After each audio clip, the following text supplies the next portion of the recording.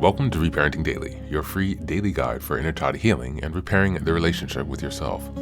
This podcast helps you establish a consistent reparenting routine and is divided into 3 sections. The first is the daily reading, the second is a discussion of the reading, followed by suggested journal prompts, and the last section is peaceful binaural beats meditation for closing. Good morning, good afternoon, and good evening from whenever and wherever you're joining us. I'm so glad that you could join us on this journey of self-expansion. If this is your first time here, welcome.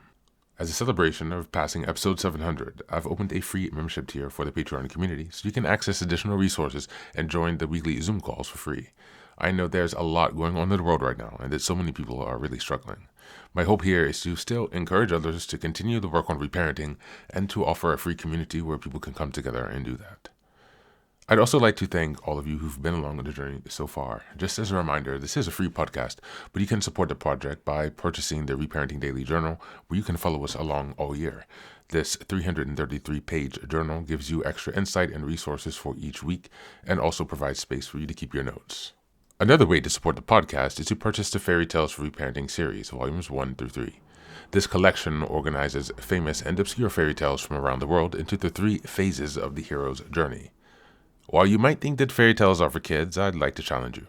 These stories contain profound truths and lessons carried down over millennia that we can use in our reparenting journey. It's a fun way to reconnect with your inner child. Each volume comprises 10 fairy tales. They include an analysis section to help you dive deeper into the message, as well as journal prompts and space to reflect on the story's meaning in your life. Lastly, you can also support the project by taking a paid Patreon subscription, by purchasing the books on the website, or by donating via Buy Me a Coffee. You can find all this information on the Support Us section of the website. So now, with these announcements out of the way, let's dive into today's practice. Today we'll be continuing with the article, The Psychology of Routine. Just as a reminder, we're in April and the theme is developing structure and discipline. We're in week 1, and the theme for this week is the importance of structure. Today we're reading from the section, Routine in Class, Who Gets to Be Spontaneous? In cultural conversations about freedom and lifestyle, spontaneity is often treated as a universally accepted, available virtue. Yet a closer look reveals that the availability to live without routine, or to selectively reject it, is often a reflection of privilege. Spontaneity, as it is popularly portrayed, is not equally accessible to all. It is frequently reserved for those with enough financial, social, or occupational flexibility to afford unpredictability. Routine, in contrast, is often foundation of survival for working-class individuals, caregivers, service workers, and anyone managing multiple obligations without institutional support.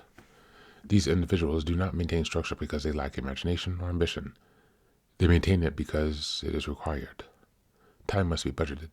Energy must be managed.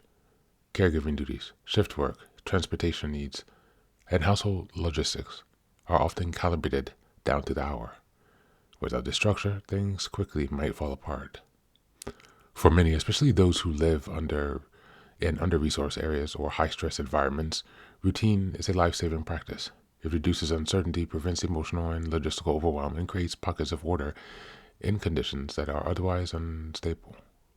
In these cases, routine is not simply a personal preference. It is a learned adaptation to external constraint. The romanticization of spontaneity then often reflects a failure to acknowledge the class dynamics of time. The ability to act on a whim, to travel without planning, to change careers impulsively, or to explore personal passions without constraint requires a level of material security that is not widely shared.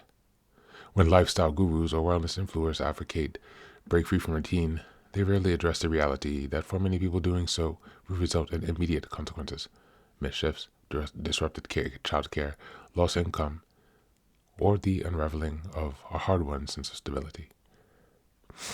These constraints are not only economic, they are also gender and racialized. Access to time, mobility, and flexibility is often shaped by caregiving responsibilities, cultural expectations, and systemic inequalities. This bias shows up in the language used to describe different patterns of living. A wealthy person who maintains strict routine is often praised as disciplined.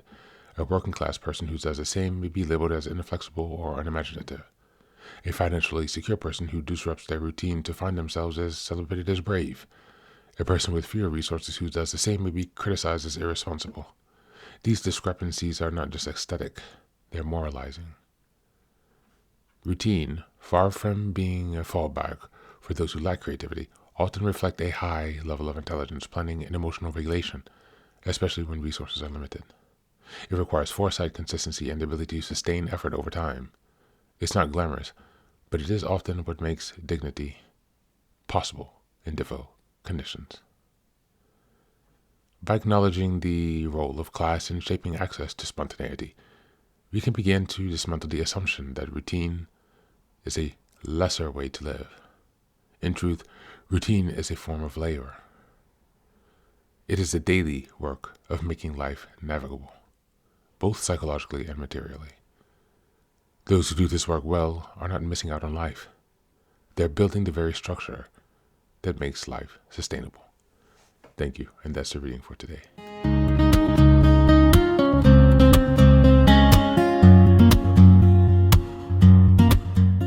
This section of the reading cuts through the illusion that everyone has the same relationship with time. The idea that you can just be spontaneous whenever you want sounds nice, but for many people, it's simply not realistic. Structure isn't a personality trait in those cases, it's survival. When your responsibilities are tight, your resources are limited, or your margins for errors are small, it becomes important to stick to routines because it keeps everything from collapsing. That reframes discipline entirely. It's not restrictive, it's protective, or it could be. There's also another deeper point about how society judges structure differently depending on who you are. The same behavior, being consistent, organized, or routine-driven, can be praised as discipline in one person and criticized as rigid in another. That inconsistency reveals something important. Routine isn't inherently boring or limiting. It's just misunderstood. In reality, maintaining structure under pressure requires a high level of awareness, planning, and resilience. It's a form of quiet intelligence. The most important takeaway is this. Routine is not what you fall back on when you can't really live. It's what allows you to sustain a life in the first place, especially if you're building something, healing, or trying to move forward after or in difficult conditions. Structure creates stability, and stability creates opportunity. Without it, everything becomes reactive. With it, you gain control. And control, real control, over your time and energy, is where freedom begins. Now, as we go into the journal prompts for today, number 1, in what areas of my life is structure helping me stay stable, even if I've been viewing it as restrictive?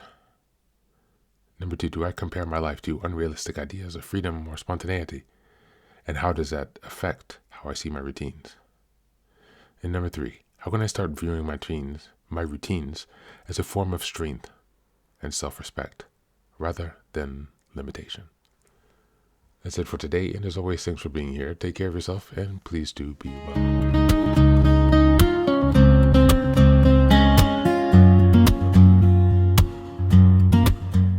Welcome back. Now, this is the third and final section of the daily podcast. This is your silent meditation. Please find a place where you can be comfortable and undisturbed, where you can relax and spend some time with yourself for the next 10 minutes. You can choose to be sitting, standing, lying down, or in whatever position makes you most comfortable today. Just take some time to listen to yourself.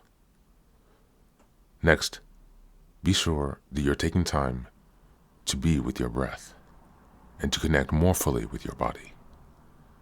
Don't be disturbed or overwhelmed by your thoughts.